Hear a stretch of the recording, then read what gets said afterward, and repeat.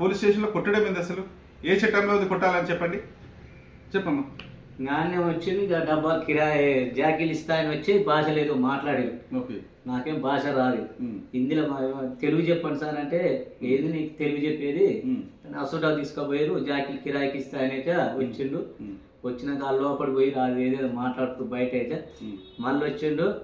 అరే నేను పొలకుని తీసి నేను అట్లా చేస్తాం సక్రంగా, ఆయన పైసలు ఎందుకు ఆయనకి అంటే పైసలు ఎందుకు సార్, నేను సార్కు ఏదో మాట చెప్పి నేను మాట్లాడదాం అంటే సార్కు ఏం లేదు చేయలేవు కానీ ఇక 2-3 మాట్లాడంగానే ఇక తీసుకుపోయి వాళ్ళు జాకీలు ఇస్తారే పొలిటీషియన్ ఎందుకు. జాకీలు అంటే షెడ్డింగ్ సంబంధించిన మెటీరియల్, దాన్ని మళ్ళీ నెక్స్ట్ వీడియోలో మీకు దానికి మొత్తం క్లియర్ గా ఇంతకు ముందే 2 నెలల క్రితం నెల క్రితమే ఇదే సంబంధించి ఇదే ఇష్యూలో వేరే ఒకటి జరిగింది సార్. దాన్ని కూడా మనం నెక్స్ట్ వీడియోలో క్లియర్ గా క్లుప్తంగా వివరణ తెలియజేస్తాం సిపి సార్ గారు. చెప్పండి.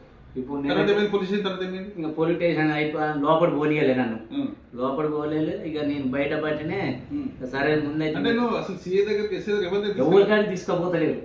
అంటే మీరు ఏంటి సార్, మీరు అసలు దేని గురించి నన్ను తీసుకొచ్చారు? ఇప్పుడు స్టేషన్ కాడ తీసుకోపోయాను, సార్ని కలిపారంటే సార్ పనిలో డ్యూటీలో ఉండు బయటకు వెళ్ళిండు, ఇప్పుడు ఏం కలవాడు. సరే నువ్వు మెట్రోలో అయితే తీసుకొని రాపో అంటే నేను ఆయనకు నేను ఉపయోగించింది 100 జాకీలు అంటే 100 జాకీలు అన్నా కానీ సరే జాకీలు తీసుకొని రాపా అంటే వచ్చినాం, జాకీలు తీసుకొని వచ్చినాం. మళ్ళీ సార్ కాడ పోదాంపా అంటే లేదు నా ఇద్దరు మళ్ళీ 7:30కు 7 గంటలకు మళ్ళీ ఫోన్ చేసి నేను అక్కడనే ఉన్నా. 10:30 అయింది పొద్దుగాల 10 నుంచి సాయంత్రం 7 ఒక 3 దాకా అన్నీ ఉన్నాం. 3 దాకా సార్ తోడు అయితే నన్ను కలిపియకుండా సరే అని మళ్ళీ ఆకలి అవుతుంది, మళ్ళీ వీళ్ళతో ఆకలి అవుతుంది సార్ అన్నం తెప్పియాలి సార్. నేను అన్నం తింటా, అన్నం తిన్నాక నైట్ అని నిన్న కూర్చుంటా అంటే అన్నం లేదు ఏం లేదు పైసలు లేవు నా దగ్గర.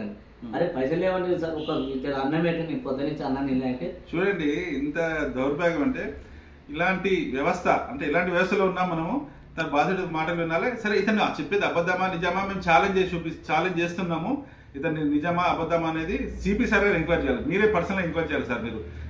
ఎందుకంటే ఇలాంటి మస్తు జరుగుతున్నాయి మీ కమిషనరేట్ పరిధిలో, అందరూ బయటికి రాలేకపోతున్నారు భయము. ఇలాంటి పనికి మాలిన అధికారులు సిబ్బంది వల్ల కానిస్టేబుల్ వల్ల చాలా మంది బయటికి రాలేకపోతారు, భయం మళ్ళీ ఏమవుతుందో మళ్ళీ ఇంకో కేసు పెడతారు అని మేము ఛాలెంజ్ చేస్తున్నాం. ఇలాంటి వ్యవస్థను మార్చాలి ఎన్నిసార్లు చెప్తున్నారు. మానవ హక్కుల సంఘాల వాళ్ళు ఎంతోమంది ప్రజా సంఘాలు చాలా మంది చెప్తుంటే కూడా పోలీసులో మార్పు రావట్లేదు. కొంతమంది వల్ల మొత్తం పోలీస్ శాఖకి మచ్చ వస్తుంది. ఈ విషయంలో మేము ఇంకా మొత్తం వేరే క్లుప్తంగా మేము తీసుకుంటాము. మీరు మాత్రం తక్షణమే ఆ యొక్క పోలీస్ కానిస్టేబుల్ చెప్పిన వ్యక్తి మీద కఠినమైన చర్యలు తీసుకొని సస్పెండ్ చేయాలని మేము డిమాండ్ చేస్తున్నాం ప్రజా సంకల్పం నుంచి. నువ్వేం బాధపడదు, ఏంటంటే పేరు? నా పేరు రమేష్ సార్. రమేష్ గారు ఏం బాధపడద్దు, ఎందుకంటే మనం భయపడద్దు. నువ్వు తప్పు చేస్తే భయపడాలి, తప్పు చేయడం భయపడదు. ఇంతవరకు వచ్చామంటే నువ్వు చాలా గ్రేట్. నువ్వు అసలు ఇప్పుడు ఇంట్లో మీరు ఎంతమంది ఉండే ఆయనకు అవసరం, మీ భార్య ఏం పని చేస్తున్నా అంటాడు. ఎంక్వైరీ చేయాలి తప్పలేదు, కానీ అసలు వాళ్ళు పోలీసా కాదా నీకు చెప్పాలి, నీకు చూపించాలి, కానీ చూపించాలి. నాకు చూపించాలి. ఇప్పుడు నేను కొట్టినప్పుడు మా ఇంట్లో ఎవరు వాళ్ళ బయటికి బయట ఇంట మా గల్లీలో కొట్ల దూరాన్ని తీసుకుపోయి చూడండి. ఈ యొక్క మొత్తం విచారణ మీరు చాలా నిష్టంగా చేయాలి సిపి సార్ గారు. దయచేసి మళ్ళీ చెప్తున్నాము. తను ఫోన్ నెంబర్ ఉన్నాయి కదా, ఫోన్ చేశాడు.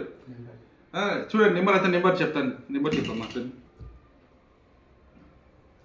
తను ఫోన్ చేసిన నెంబర్ కానిస్టేబుల్ నెంబర్, మాట్లాడే నెంబర్.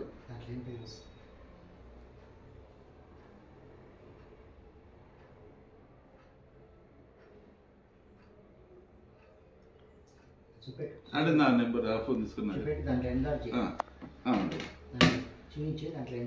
చూడండి అతను ఫోన్ చేసిన కానిస్టేబుల్ అని చెప్పిన అతని పేరు 970490437819.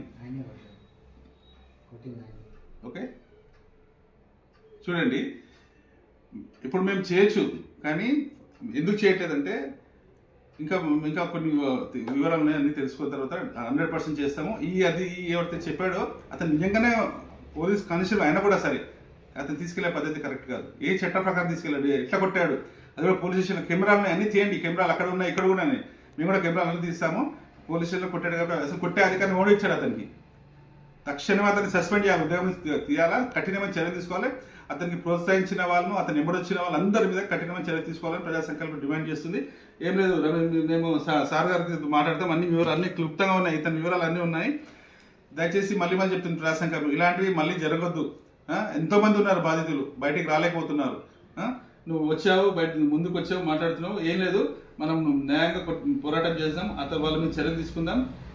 ఫిర్యాదు చేయకుండా నీ మీద ఇట్లా బలవంతం తీసుకెళ్ళాను ఏ చట్టంలో లేదు, కొట్టడం కూడా లేదు అసలు. అంతమంది ఏం భయపడదు. ప్రజాసంకల్పం మీకు అందంగా ఉంటుంది. బాపట్ల